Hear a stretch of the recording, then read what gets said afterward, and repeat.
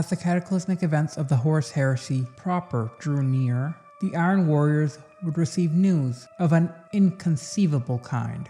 Astartes had slain Astartes. This revelation would have been devastating under normal circumstances, but amidst the ruins of a world thick with the stench of corpses and dead, it was apocalyptic. As soon as word arrived that Leman Russ had led his Space Wolves in a ferocious attack upon Magnus the Red and the Thousand Suns on their homeworld of Prospero, a consequence of Magnus's continued violations of the Edicts of Nicaea, the galaxy would be thrown into further turmoil as it was revealed that Horus had turned traitor. Along with his sons, the Sons of Horus Legion, Angron of the World Eaters, and Mortarion of the Death Guard had also joined the ranks of the traitors. It seems that Fulgrim and the Emperor's children had also declared their allegiance with Horus and Chaos, while the renegade Primarch's unsuccessful attempts to sway Ferrus Manus of the Iron Hands to join in worship of the ruinous powers. In response to this, the Iron Warriors would be ordered to join 5 other loyalist legions in a task force aimed at crushing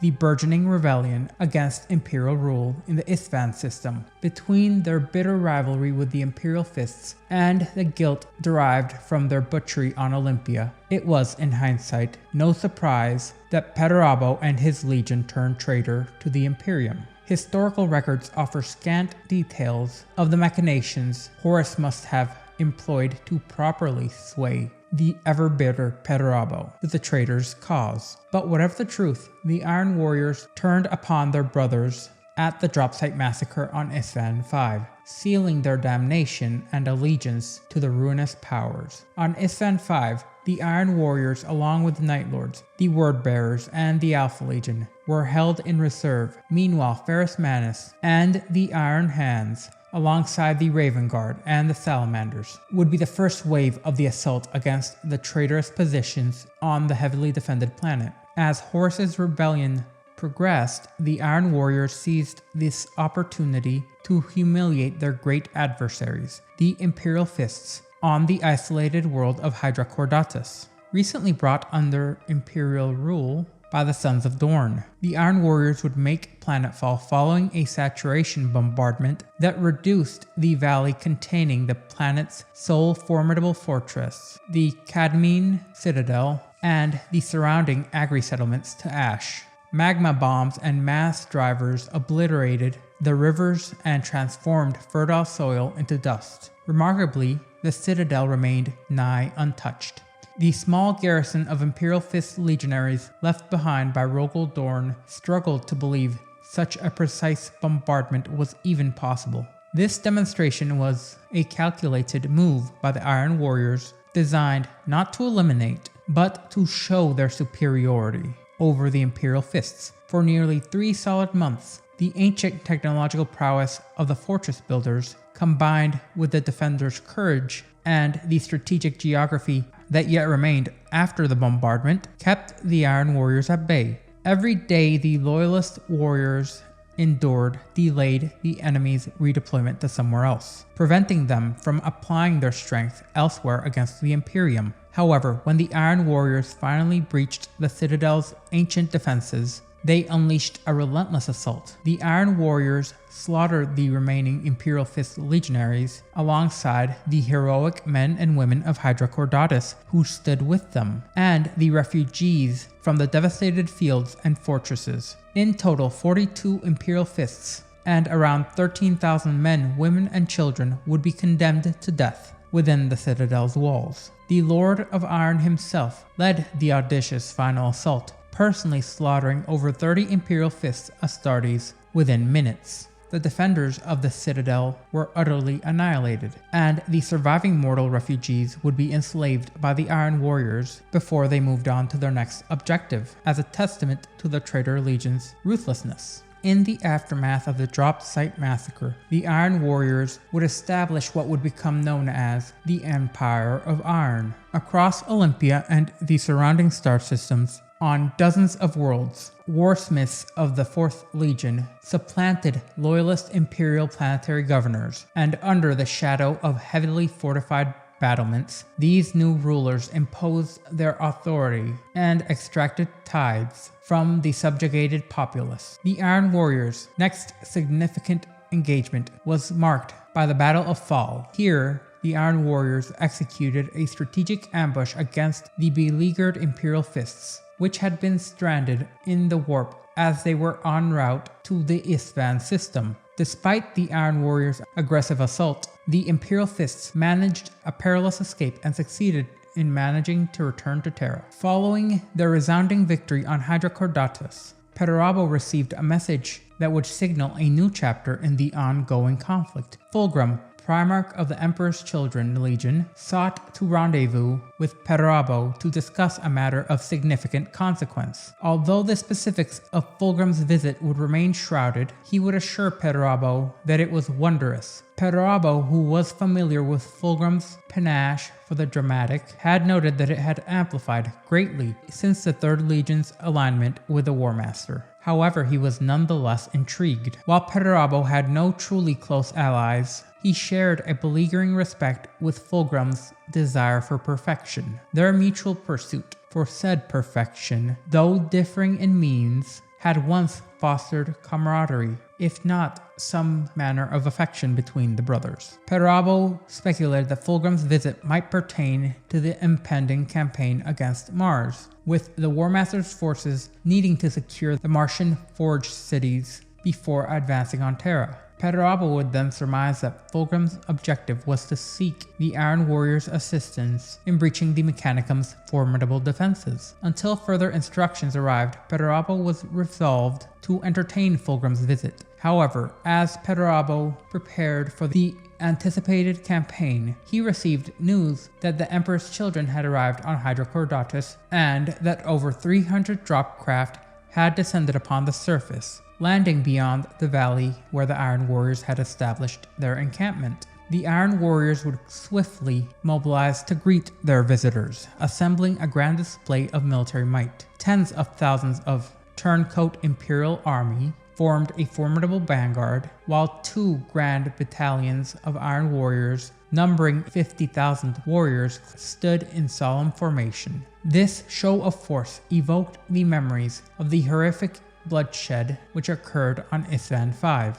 marking a moment of unparalleled martial might and grandeur. Yet as the Emperor's children descended into the valley from their drop site, Perturabo, along with his senior officers, would be struck by the disconcerting transformation that he had observed. The Third Legion, once renowned for its honor and discipline, now presented in a spectacle of garish excess. The Emperor's children were utterly unrecognizable, their appearances marred by grotesque alterations and perversions that starkly contrasted with their former nobility. Perturabo, though familiar with the fundamental shifts with his brother's legion, could not fathom the purpose behind the bizarre modifications. Later, in the private confines of his command bunker, Fulgrim made an enticing offer to Perturabo. He proposed a formal alliance in a campaign of monumental significance, one that promised to fulfill Perturabo's deepest aspiration, and to ensure that every ambition that they had would be realized without disappointment. This campaign,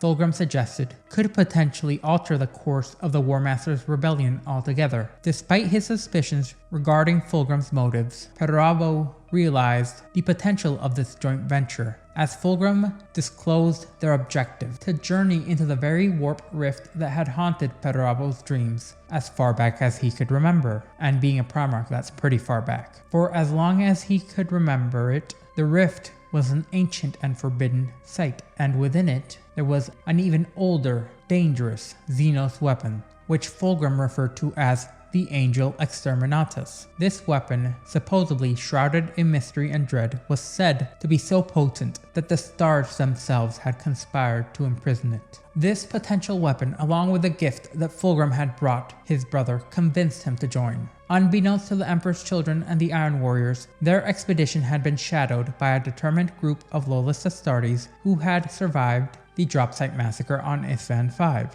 whose mission they had made to impede the traitors in every which way they could. Their vessel was the Iron Hand's strike cruiser known as the Sisyphum. The Sisyphum was primarily manned by Iron Hands Astartes and their mortal serfs, but it also carried a cadre of surviving salamanders and a lone Raven Guard. After they narrowly escaped the Isvan system, the ship had endured a rather harrowing journey, fraught with perilous evasions of the traitors' blockades. Their escape had required a desperate dash to an area known as the Mandeville Point, where they narrowly avoided being ensnared by the gravitational pull of a star. In the months that followed, the Sisyphum would continue to conduct a relentless series of hit-and-run operations on the traitor forces along the northern reaches of the galaxy. Acting like a solitary predator in the expanse, it struck traitor scouts, cartograph vessels, and supply hulks, creating chaos and disrupting enemy operations. Their vessel's strategy was not to engage in direct confrontation, but to harass and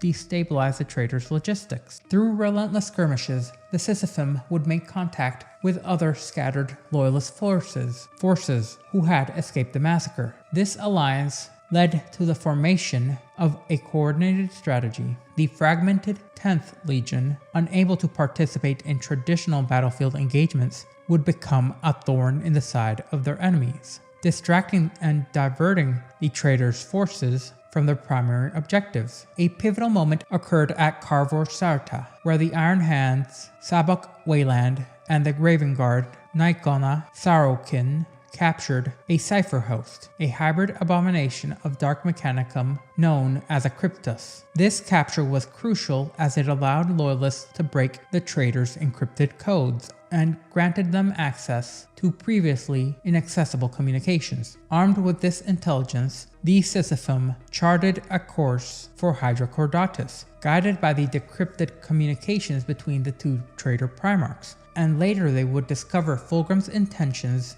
to venture into the Eye of Terror in order to recover the weapon known as the Angel's Exterminatus. With this information, the Sisyphum prepared to intercept and thwart the traitorous Vile scheme.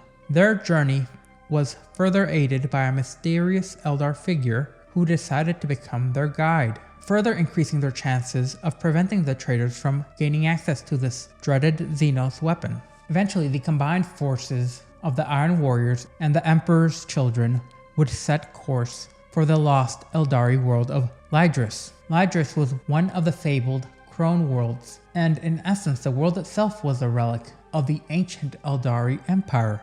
Nestled within the heart of the Eye of Terror, this planet seemed to defy annihilation, maintaining a perilous stability amidst the cataclysmic gravitational force of a supermassive black hole which threatened to consume it. The black hole, situated at the center of the eternal warp storm, was a maelstrom of incomprehensible gravity that devoured all light, matter, and space, along with time, within its voracious core. From this locus of chaos, the galaxy spewed forth unnatural matter into the void, as a garish nightmare became a gateway to the unfathomable destination of the Imperium. The ultimate objective of the Primarchs lay within the grasp of the Sepulchre of Isha's Doom, located at the heart of the citadel of Amon Nyashak Kailis. The citadel seemed to be guarded by the entrance of It seemed the citadel was formed as a way to guard the entrance to the prism tomb of the Angel's Exterminatus. Prior to commencing a full-scale planetary assault, the Iron Warriors commenced a planetary orbital bombardment, which was a standard preparatory practice for any engagement on a potentially hostile environment. The bombardment itself scorched swaths across Lydris, incinerating and pulverizing structures that had withstood millennia untouched. A ring of charred and devastated earth now encircled the citadel, isolating its walls and towers, along with its temple, amidst a rolling firestorm of destructive force. However, the citadel would remain a solitary bastion amidst the planet's shattered remnants. Following the mass orbital bombardment, a multitude of Thunderhawks, Stormbirds, Warhawks, and heavy planetary landers surged from the fleet's embarkation decks as bulk tenders descended into low orbit, deploying thousands of troop carriers, armor lifters, and supply barges. Massive, gravity-cushioned mass landers were moved with deliberate grandeur as 2 titans of Legio Mortis would take the field. This would merely be the vanguard for the invasion, as 8 subsequent waves were planned to ensure the combined might of 2 entire Space Marine legions and their Imperial Army auxiliaries would achieve complete planetary control as soon as humanly possible.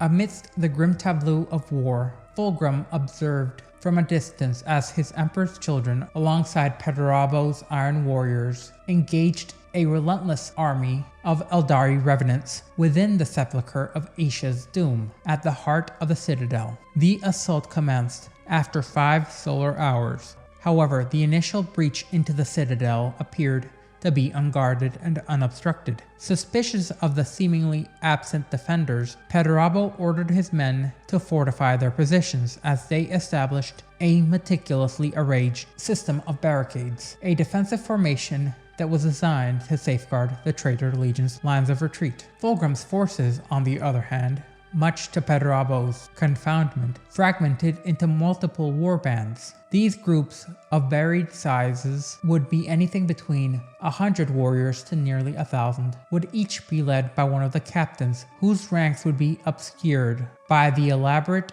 and ornate embellishments that now seem to paint all the Emperor's children's armor.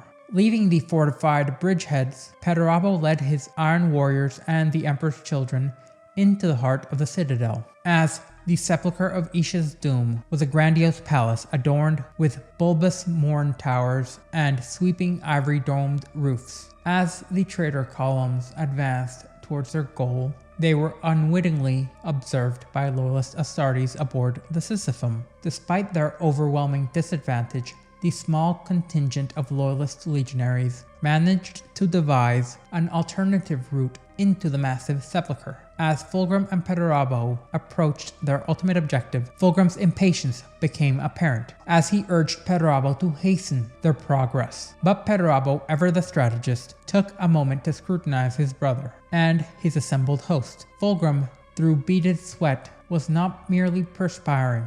He seemed to be emanating a faint otherworldly light, which Perturabo's enhanced vision, which surpassed even that of other Astartes and some Primarchs, revealed this unnatural radiance. As he did this, he pondered whether Fulgrim was aware of how he was now unsettlingly glowing, and this glow seemed to drain the vitality from him and his captains, leaving them weary and strained. The ghostly illumination, an anomaly in living beings, cast an ominous shadow over him, hinting at a deeper unspoken force at play. Perturabo now harbored a deep mistrust of Fulgrim, fully anticipating a betrayal from his brother. Despite this, the Lord of Iron pressed on, resolute in completing their perilous quest. As they neared their objective, the core of the structure of the Sepulchre of Isha's Doom, the latent power within Lydris stirred in malevolent recognition of Slaaneish's followers, known to the Eldar as She Who Thirsts.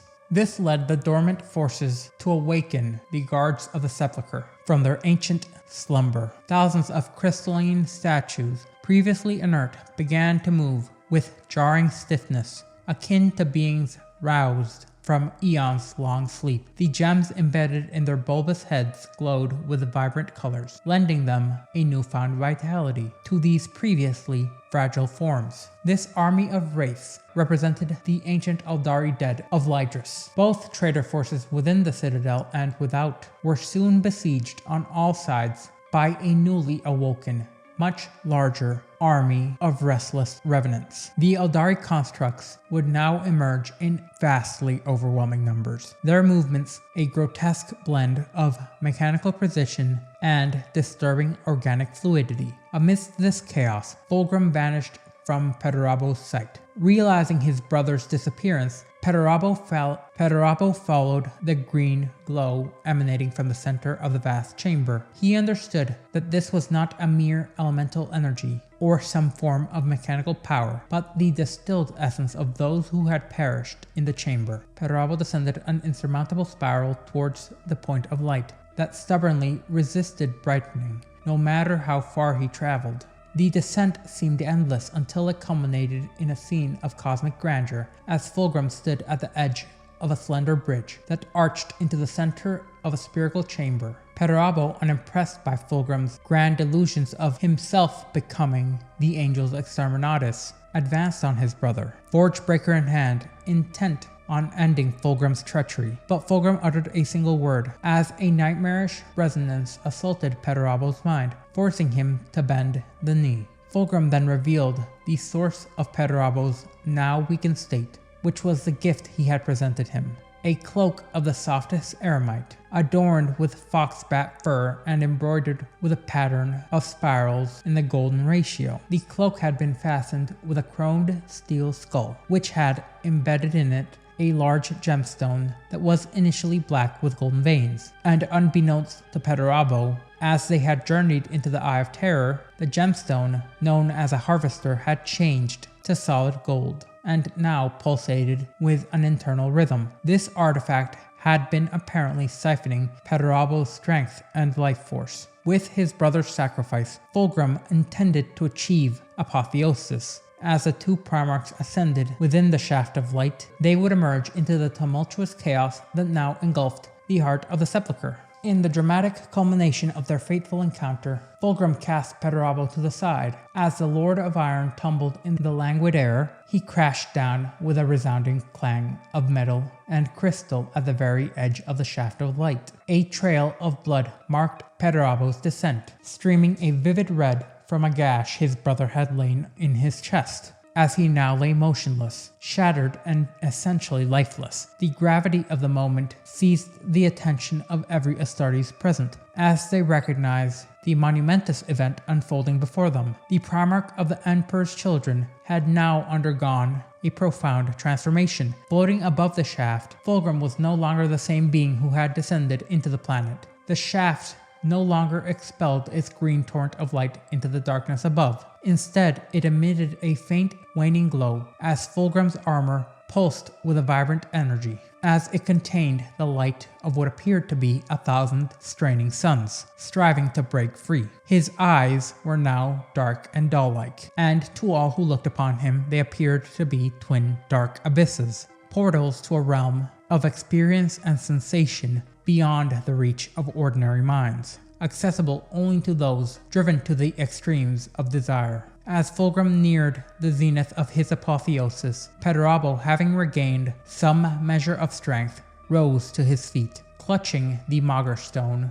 the harvester, in his hands, he would advance towards his brother, holding aloft the stone just over the shaft. Perturabo then locked eyes with Fulgrim, searching for any trace of remorse, a sign that his brother might have regretted the treachery that had led them to this point. Yet he found nothing. The Fulgrim he had once known had been irretrievably lost, replaced by the figure that now seemed consumed by the hunger for godhood. At this sight, Perturabo's heart ached with the realization that Fulgrim had transcended the realm of angels to pursue divinity. Disillusioned with his brother, Perturabo declared that mankind had long surpassed the need for such beings, and with a final gesture of disdain, he hurled the harvester into the depths of the shaft, casting aside the last vestige of their shared past. In the midst of this climactic confrontation, a sudden eruption of bolter fired shattered the tense standoff, as the Emperor's children were violently cast from their feet as a black armored figure charged into the fray. The new arrivals, marked by a distinct mauled fist emblazoned on their shoulder guards, were none other than the Iron Hands.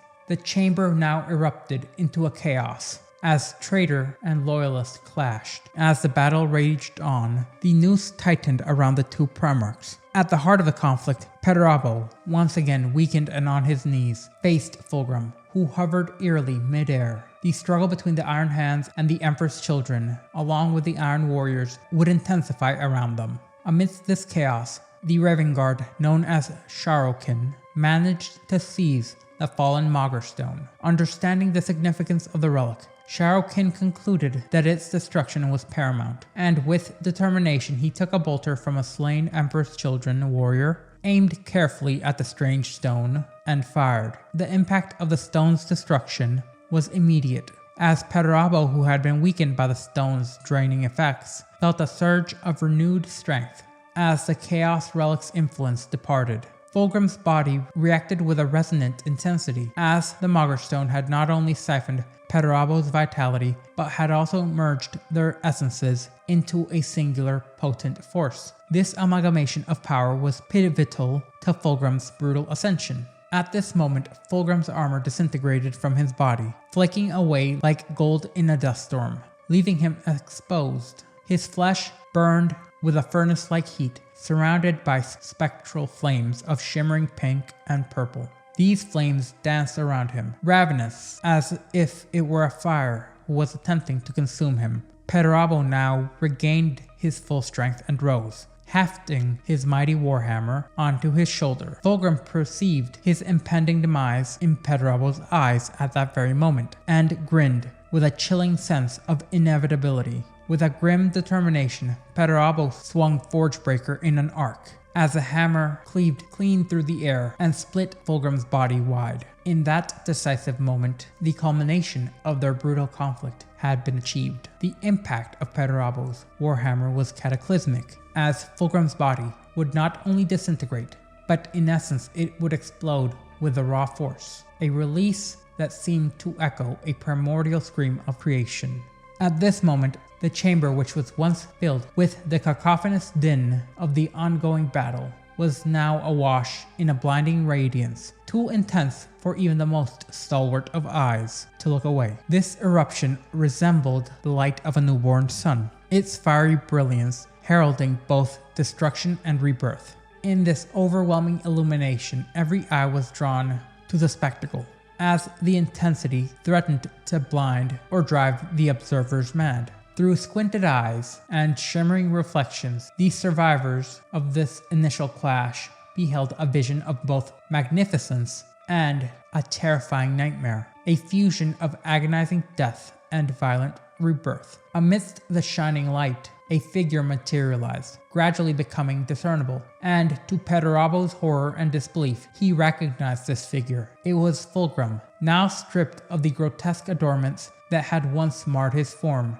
The Primarch stood pristine, as immaculate as the day he had been created by the Emperor. Yet this perfection was short-lived, as Fulgrim's body would now undergo a grotesque transformation. His back arched violently, as his bones cracking like gunshots. All the while, his flesh shifted fluidly under his skin, reshaping under some unseen force. His legs would elongate and merge into a singular serpentine tail, covered in thick reptilian scales and chitinous armor. This metamorphosis was both mesmerizing and horrifying, and a sharp contrast to the being that Fulgrim had once been. Perturabo, observing this transformation, was filled with despair. He had destroyed Fulgrim's mortal shell, only to witness the emergence of an immaterial entity, a being of light and energy and will. Fulgrim's face at that moment contorted into a mask of ecstasy and agony, remaining hauntingly pristine,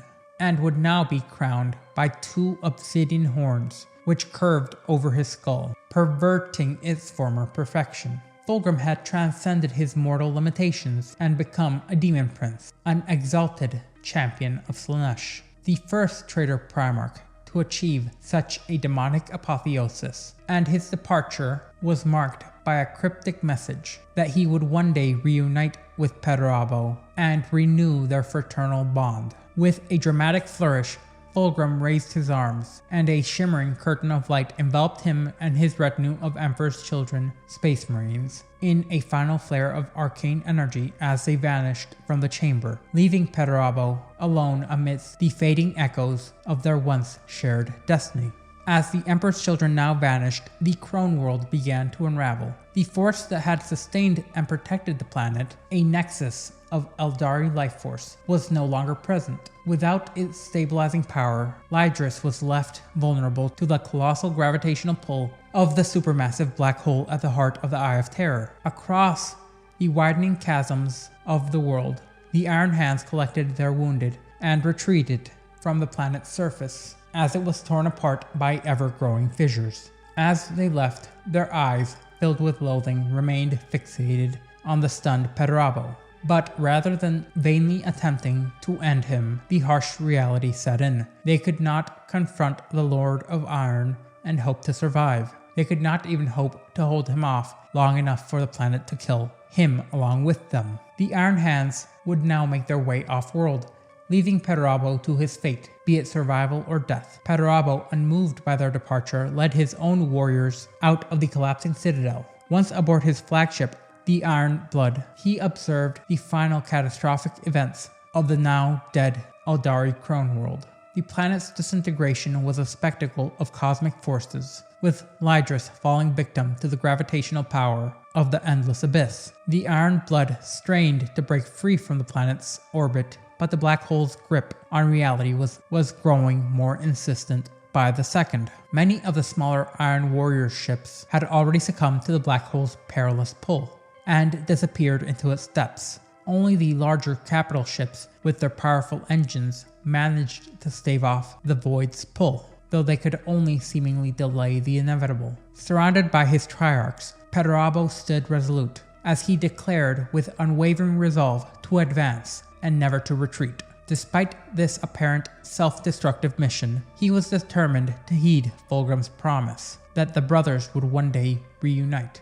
With this in mind, Perturabo uttered a command that his fleet would enter the black hole. As they plunged into the heart of terror, a grim determination was set by Perturabo. Their path would be fraught with peril, but there was only one way forward. With their fate sealed, the Iron Warriors embarked into their descent into the unknown, their destiny entwined with the formidable and foreboding forces within the Eye itself. Fulgrim's prophecy would eventually prove accurate, as Perturabo and his Iron Warriors would emerge unscathed from the Eye of Terror, emerging from the singularity within the Eye all the way across the galaxy into the Talran system. Upon his arrival, Perturabo learned of the chaos artifact known as the Curses of Algar, which was concealed beneath the surface of Talran. Recognizing the potential power for the traitor legions, he swiftly formulated plans to seize it. What initially was intended as a strategic raid rapidly evolved into a protracted, grueling conflict known as the Battle of Talran, where both the traitors and the Imperium forces funneled war material and reinforcements to their respective allies. On this verdant world, each side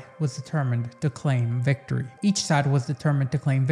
The Iron Warriors responded to the stalemate with devastating virus bomb attacks, transforming the once rich, forested world of Talran into one of the harshest deserts. The climactic change set the stage for what would become known as one of the largest tank battles in Imperial history, with over 1 million armored vehicles clashing at any one time across the newly formed desert. Despite their efforts, the Iron Warriors would be forced to ultimately retreat without securing the relic. Following the withdrawal from Talran, the Iron Warriors were assigned to defend worlds situated behind Horus's front lines. These worlds were crucial for the traitors' supply chain and had become increasingly vulnerable due to the weakening of the Ruinstorm after the Second Battle of Davin. The Iron Warriors, alongside other traitor forces, fought fiercely for control of Yarant and the Forge world of Vanheim during this tumultuous period. As the heresy progressed into the final stages, the Iron Warriors found themselves overextended and inadequately supplied, engaging in relentless and thankless sieges once again, but this time against the ever-advancing Ultramarines led by Reboot Guilliman. And in these conflicts, they suffered severe losses, as the Iron Warriors' roles would now become eerily reminiscent, fighting piecemeal engagements across the galaxy. The irony that they had been assigned this role once again by Horus would not be lost on Perturabo, as it would be eventually part of what led to his plans to turn traitor once again and usurp Horus, who he hoped would be wounded enough for him to take after the Siege of Terra.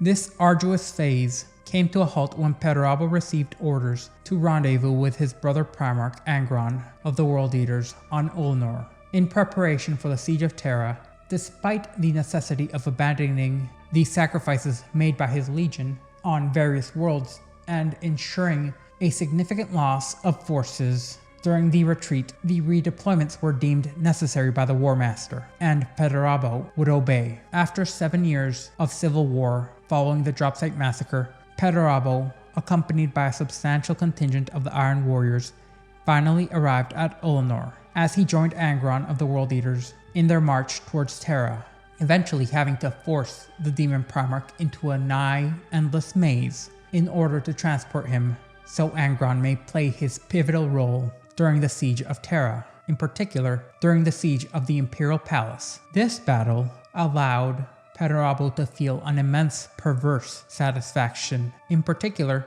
in dismantling the Imperium's mighty fortifications as an insult to Dorn. After the failure of the War Master, the ultimate fate of Perturabo's Iron Warriors would remain generally unclear, for the devastating clash of their siege warfare against the Imperium was cut short by Horus's death at the hands of the Emperor aboard his battleship in orbit over Terra. In the wake of this pivotal moment, the Iron Warriors and the remaining traitor legions almost en masse retreated into the Eye of Terror. However, their escape was not without consequence, as the Iron Warriors would be engaged in a protracted rearguard action during the Great Scouring, as Perturabo strove to retain their foothold in the surrounding systems of Olympia. It was during this turbulent period that Perturabo sought to assert the might of his legion and finally test their mettle against his long-standing rivals of the Imperial Fists and his brother Rogel Dorn. Perturabo would conceive and execute a masterstroke in strategic warfare, a trap on the world of Sebastus IV, designed to ensnare Rogel Dorn along with his legion in a confrontation that they both anticipated and dreaded. This elaborate trap was dubbed the Eternal Fortress, which spanned 20 square Terran miles and was in essence a labyrinth of bunkers, towers, minefields, trenches, tank traps, and redouts. Upon learning of this formidable fortress, Dorn would make a bold declaration. He would dig Perturabo out of his hole and bring him back to Terra in an iron cage. Dorn would anticipate a battle marked by honor and chivalry, but Perturabo had other plans. The Iron Warriors began isolating the 4 Imperial Fist companies, which made planetfall, quickly cutting them off from their orbital support. This strategy was one of divide and conquer, which left the Imperial Fists struggling in isolation. Their once formidable coordination was now disrupted by Perturabo's meticulous tactics. And as the battle persisted, some of the Imperial Fists would manage to breach the outer defenses and reach what they believed was the central keep of the Eternal Fortress. But much to their dismay, they found no such structure, only an open space, a structure, and they found themselves now surrounded by additional defensive positions. The fortress itself was a ruse, a decoy of no strategic significance. By the 6th day of the siege, the remaining Imperial Fists that fought had to do so individually, using the bodies of their fallen comrades for cover as they struggled against overwhelming odds. The siege would later become known as the Iron Cage would continue for an additional 3 weeks. The beleaguered Imperial Fists would finally receive some form of relief from Raboot Guilliman and the Ultramarines. However, the cost of the siege was devastating, and Dorn would emerge from the conflict a broken man. The Imperial Fist chapter would in essence be rendered incapable of combat for 19 standard years, as they would labor to recover from their grievous losses, and the battlefield of Sebastus IV became a testament to Perturabo's ruthless efficiency, winning out over Dorn's blockheaded stubbornness. The victory of Sebastus IV would culminate in a sacrifice of over 400 loyalist Space Marines, and would also mark Perturabo's ascendancy to the rank of Demon Prince of Chaos Undivided, as this notorious campaign had secured Perturabo's dark apotheosis, along with cementing his reputation as one of the most formidable and feared figures in the history of the Traitor Legions. Following the victory at the Iron Cage, the majority of the Iron Warriors, now under the command of Perturabo as a Demon Prince, would retreat to the Eye of Terror, and those that remained would establish a new stronghold on the demon world of Murdengrad. Eventually, the Great Scouring would mark the relentless pursuit by the Loyalist forces in order to dismantle any traitor strongholds left in the Imperium. The remaining Imperial Fists, alongside the Ultramarines, spearheaded a campaign to liberate previously subjugated worlds from the traitors, those who still remained. In a dramatic twist of fate, the Imperial Fists found themselves laying siege to the Iron Warriors' bastions once again on their last stronghold of Olympia. This siege was a rather protracted affair, and despite the Imperial Fist's relentless efforts, the traitors refused to yield easily. The conflict would drag on for around a decade, and would be characterized by intense fighting and heavy casualties. Ultimately, the Iron Warriors resorted to extreme measures in order to deny their enemies victory.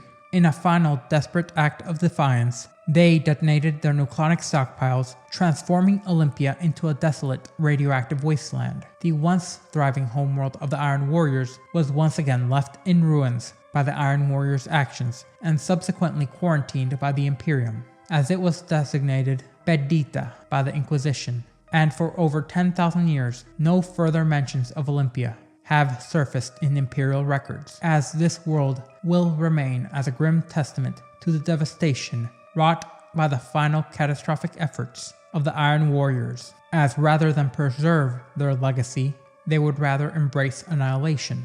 And while during the next few thousand years, the Iron Warriors did have interactions with the greater galaxy, the next major military role that they would play, which irrefutably changed the galaxy, would be the 13th Black Crusade, which unfolded in year 999 M41, where the Iron Warriors under the command of Warsmith Barban Falk launched a decisive assault on the Mechanicus Forge world of Hydrocordatus, instigating the second siege of Hydrocordatus. This forge world was crucial to the Imperium of Man, as it not only provided weapons of war and war material, but also secretly housed the valuable tithes of gene seed. The Iron Warriors, driven by the need to replenish their ranks, sought this gene seed stored within the stasis vaults on Hydrocordatus. These vaults contained the genetic material from their most formidable adversaries, the Imperial Fists,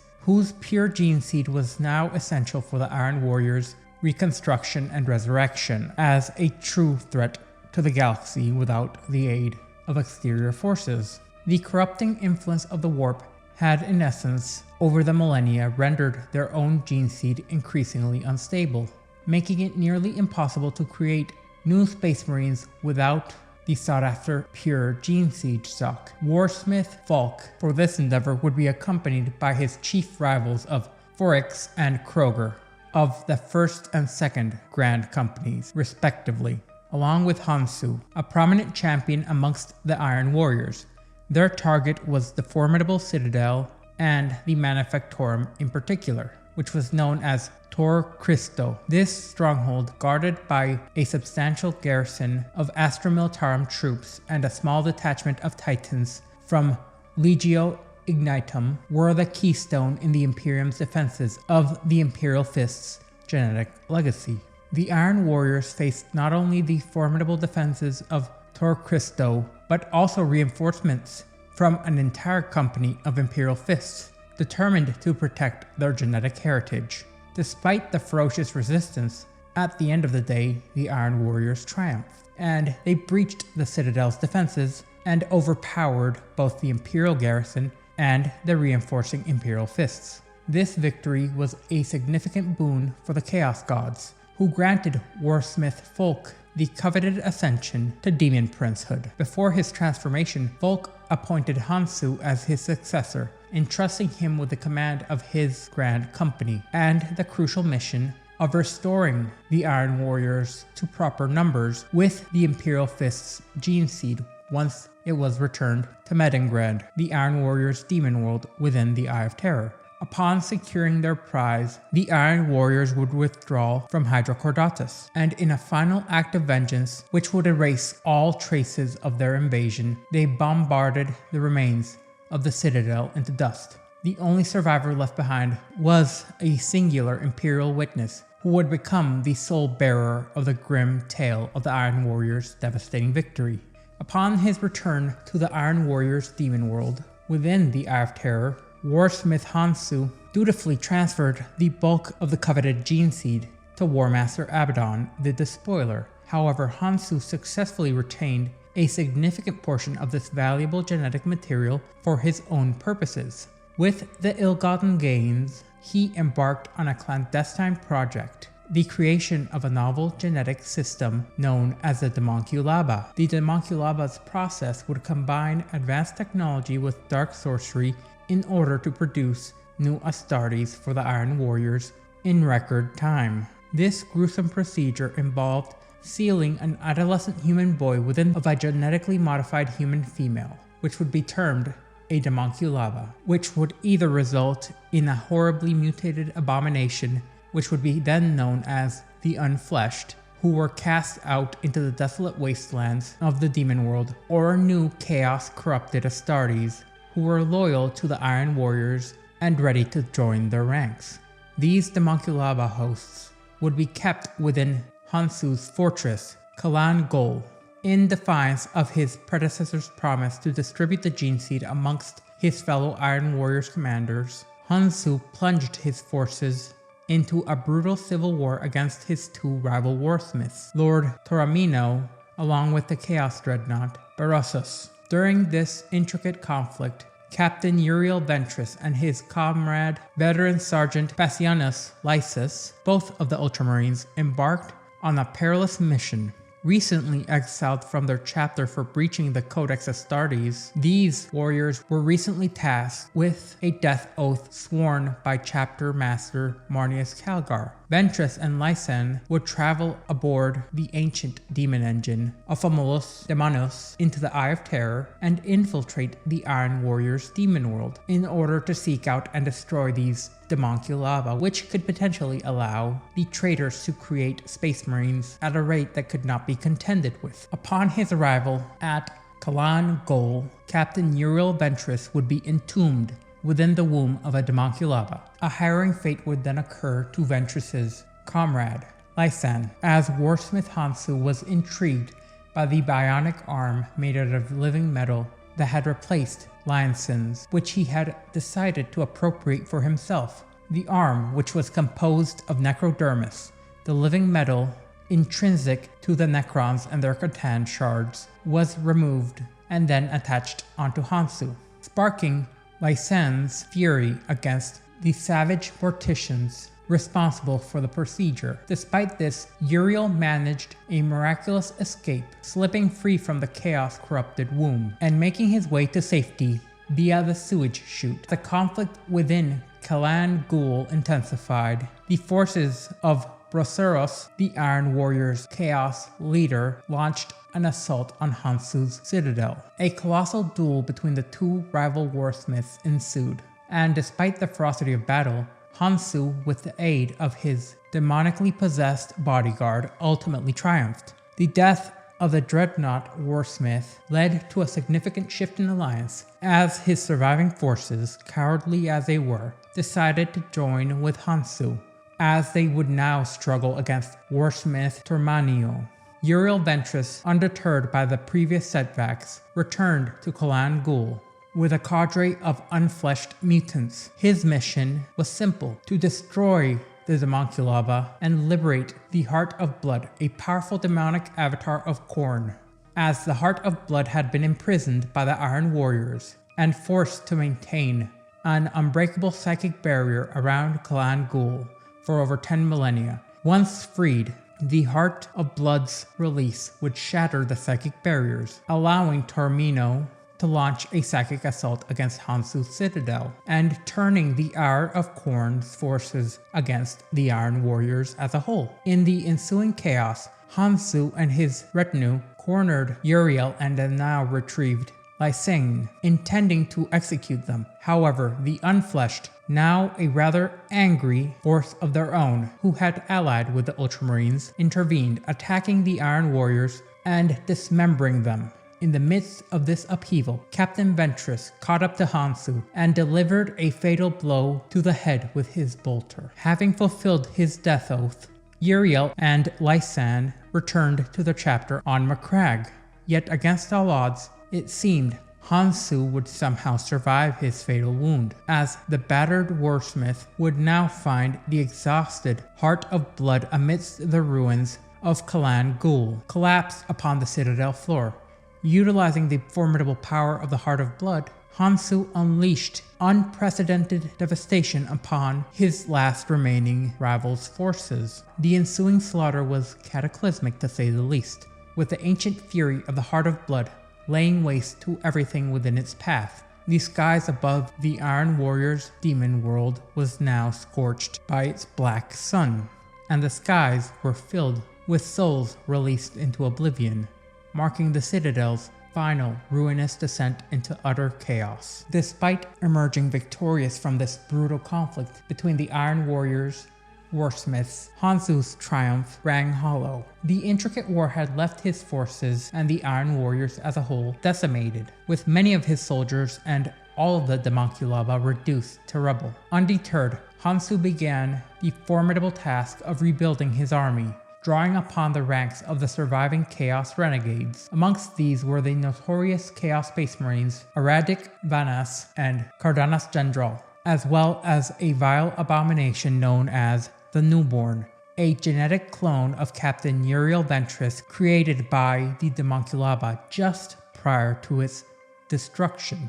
The destruction of Clan Ghul and the defeat inflicted upon him by Uriel Ventress ignited a fierce rage and hatred within Hansu, as his quest for vengeance against the Ultramarines and their captain would become the driving obsession which would keep him alive for many years. Hansu sought to extract a grievous retribution which would lead him to target Defense Platform Ultra 9, a key Imperial space station orbiting above Terrace Ultra, the site of Ventress's celebrated victory over the Tyranids. Hansu's warband would then seize control of the station and, in a display of ruthlessness, slaughtered all aboard as they commandeered the station's formidable missile array system to launch a devastating assault. A volley of 16 orbital torpedoes surged from the platform's launch base, followed by additional salvos, leading to a total of 3 being fired, depleting the entire payload of missiles upon the station. Each missile was directed towards the planet's surface, where upon reaching a predetermined altitude, they would unleash their deadly cargo, the Hereticlos viral strain, an experimental pathogen which would be dispersed into Tarsus Ultra's atmosphere.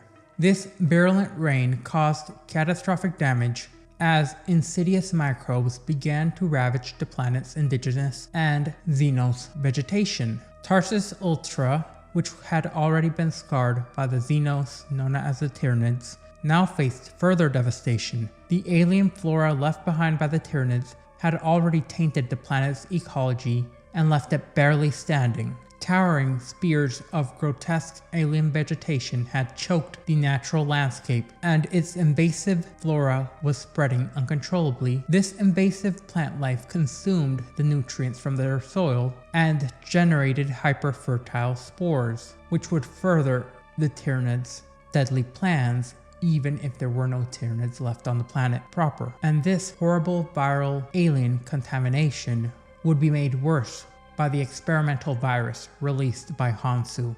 The Hereticus virus, a biological agent conceived from the fragmented researches of Magos Hereticus of the Adeptus Mechanicus, was originally designed to revolutionize agriculture on Agri-Worlds by exponentially increasing the crop yield. However, in the context of Hansu's wrath, this agent became an unprecedented tool of devastation. Upon its release into the atmosphere, this strain catalyzed and immediately led to an uncontrollable response from the plant life and the existing flora. Alien growths surged uncontrollably across the planet, expanding by kilometers within seconds.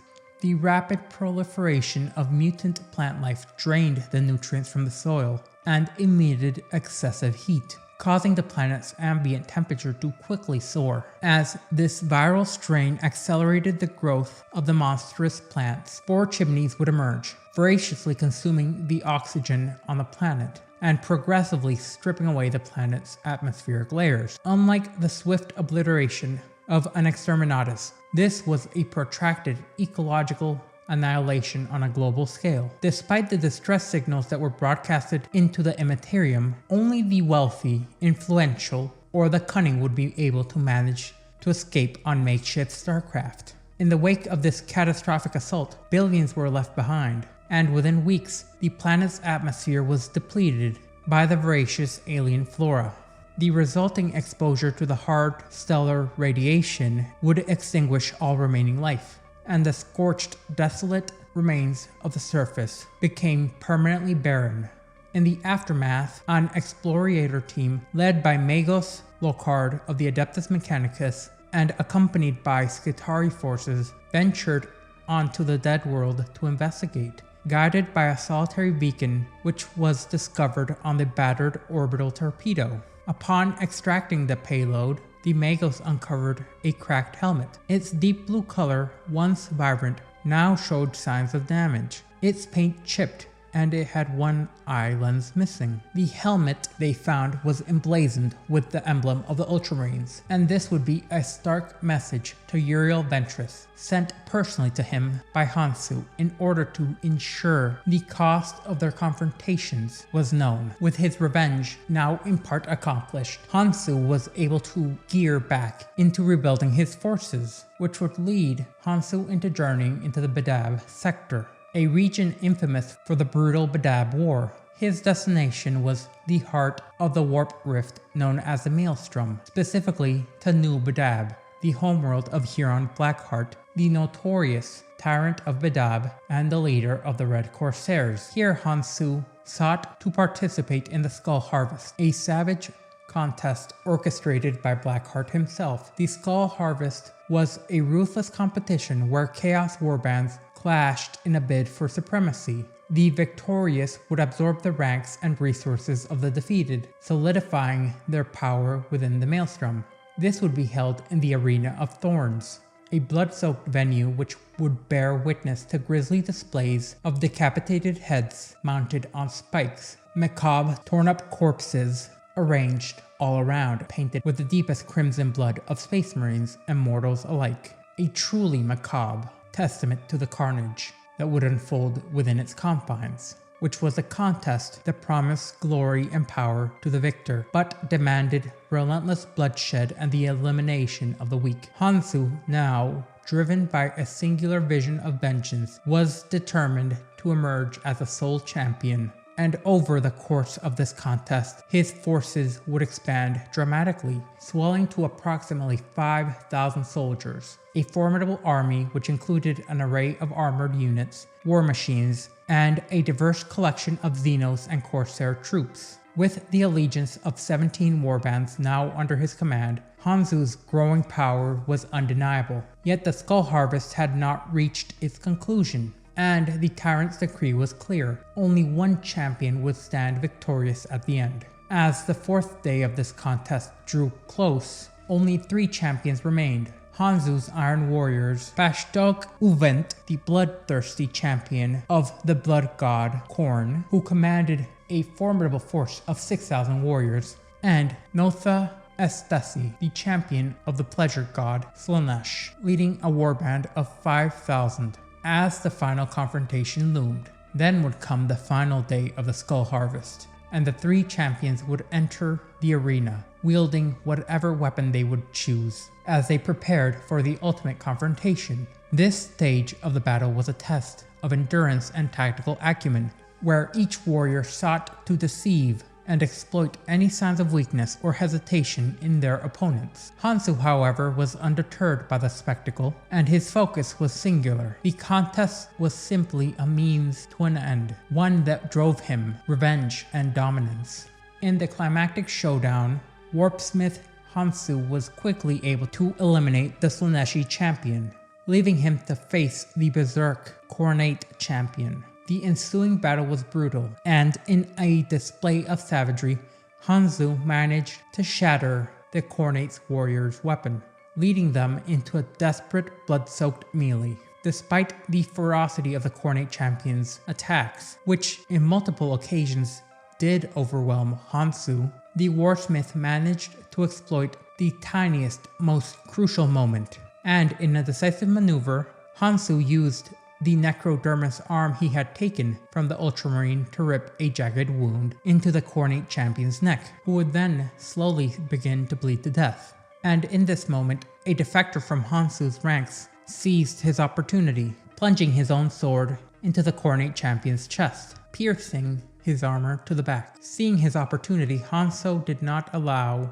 the Kharonate warrior any respite, as he delivered a crushing blow with his axe, shattering the warrior's shoulder guard and cleaving the champion of the blood god from collarbone to pelvis. In order to fulfill the fallen champion's last request, Hanzo decapitated him and sent his skull to the blood god. Emerging as a sole victor, Hanzo now left New Badab with an unprecedented force of nearly 17,000 Chaos Warriors, all bound to his cause by blood and the oaths they took to the Tyrant of Badab. An oath that they would fear breaking as much as they would fear standing against Abaddon the Despoiler, due to the power the Blackheart held. As Hanzo's starship ascended from New Badab, it was accompanied by an array of vessels gifted to him by the Tyrant of Badab, all intended for the purposes of waging war against the Imperium. In addition to this, abominable fleet of corsairs and renegades would also be gifted to Hanzo. With his forces now bolstered and his fleet expanded, it appeared that the Iron Warriors under Warsmith Hanzo would set their course for the eastern fringe of the realms of Ultramar, prepared to extract his vengeance upon his sworn enemies. Assembling his forces with meticulous precision, Warsmith Hanzo prepared to enact his plan with a vengeance, targeting Captain Uriel Ventress by initiating the catastrophic invasion of Ultramar in 999 M41. At the heart of this audacious campaign was the formidable demon prince, Makar the Reborn, a being of malevolent power who had once been Malag Kartoth, a dark apostle of the Word-Bearers during the Horus Heresy. Hanzo capitalized on Makar's deep-seated animosity towards the Ultramarines in order to secure the assistance of Abaddon the Despoiler's seer, Morginia. This alliance would facilitate the liberation of Makar's spirit from its imprisonment, with the warp core of the Star Fort Indomitable, a stronghold captured by Chapter Master Marnius Calgar and encased in the warp in 935 M41. With the fort under the control of Hanzo, he would be able to free Makar fully, who would then possess the armored dreadnought chassis of Brother Altan of the Ultramarines, who had been previously tasked with guarding the fort. The Demon Prince utilized Altran's once sacred shell to manifest into the material universe. As Hanzo's invasion commenced, he would assault the arid imperial agri-world of Tartus. Makar, leveraging his new freedom, bound the Indomitable to a warp gate and summoned a vast army of demons, unleashing them upon the planet's cities and slaughtering its entire population.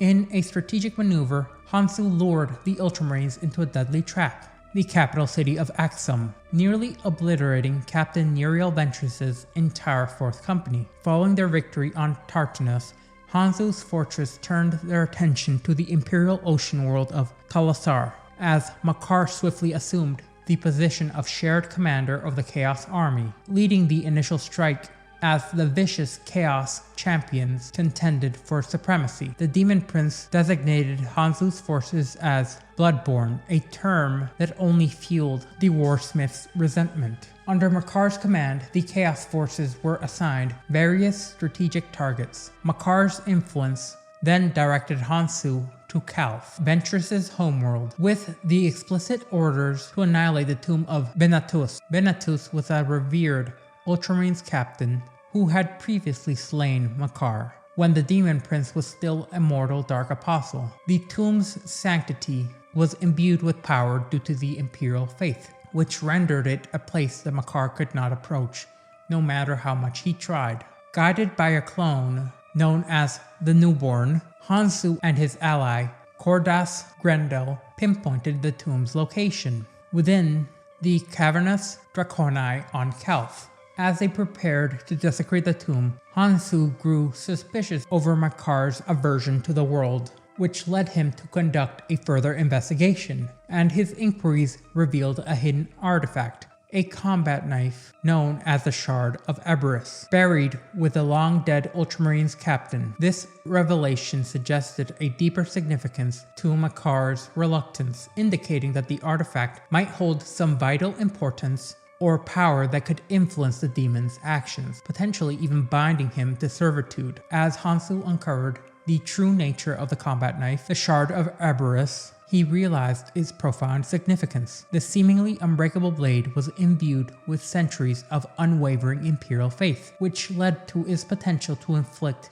a grave and permanent wound upon Demon Prince Makar. However, before the Warsmith could even leverage his newfound asset, the situation deteriorated dramatically. Captain Uriel Ventress and a command squad of Ultramarines arrived at the scene and launched a determined assault against Hansu's forces. Tasked with eliminating Ventress, the newborn Hansu's corrupted clone of Ventress engaged in combat against his Ultramarine counterpart. Despite his efforts, Ventress would prevail over the newborn in a fierce confrontation. As the battle raged, Hansu's forces found themselves besieged, not only by Ultramarines, but also by what appeared to be the spectral manifestations of Captain Venatus and other revived Ultramarines who were rising from their tombs. Overwhelmed and facing the collapse of his revenge-driven campaign, Hansu would resort to a drastic maneuver. He activated the explosives intended to obliterate the tomb, which triggered a massive explosion and buried Ventress along with his squad under tons of rubble.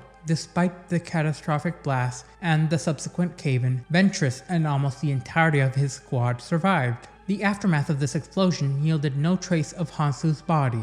However, circumstantial evidence suggested that the elusive Iron Warrior might have escaped yet again, as a drilling machine employed by the Iron Warriors to access the tomb's complex had also vanished, further supporting the theory that Hansu had evaded demise by the skin of his teeth. Meanwhile, Makar, though having survived the imminent fallout, was ultimately confronted by Marneus Calgar on the planet Talsus. The Demon Prince's fate was sealed when Marneus Calgar, wielding the Shard of Eberus, obliterated Makar's essence, erasing him from existence. This was a grim retribution for the Demon Prince's actions, who had originally been slain by the very same blade during the Horus Heresy. The final event of galactic import that the Iron Warriors would take part in would be known as the Grand Siege. Having meticulously analyzed the defenses of Segmentum Obscurus through a combination of advanced remote scrying and relentless interrogations of captured loyalists, along with the vast network of technocultist informants, Perturabo amassed a comprehensive understanding and analysis of the strengths and vulnerabilities of Segmentum Obscurus. When Cadia succumbed to the might of Warmaster Abaddon during the 13th Black Crusade, and the Cicatrix Maledictum rent the galaxy asunder, Perturabo seized his opportunity to execute a grand, multifaceted strategy, mobilizing the vast armies that were strictly loyal to him, numbering in the thousands. Perturabo orchestrated a campaign of unprecedented scale and ferocity. His plan was to use his Iron Warriors to set in motion a massive blockade of the Imperium. Iron Warriors, augmented by fearsome demon engines and formidable artillery batteries, would embark on a series of sieges against Imperial worlds who had been previously impregnable. These worlds would now be subjected to the Iron Warriors, the true Iron Warriors, those loyal to Perturabo, and would teeter on the brink of utter devastation. Perturabo's assault has been currently marked by a sheer scale and grandeur that it has made many within the Imperium question if they're even part of a synchronized whole, or if they're just a multitude of synchronized warbands taking the best opportunity they have to win, which has forced even the most fortified bastions of the Imperium to confront their vulnerabilities. This massive siege has not only showcased that the Iron Warriors are truly brilliant in the implementation of tactics when under the command of their Primarch, but it also delivered a stark reminder to the menace which are the forces of chaos.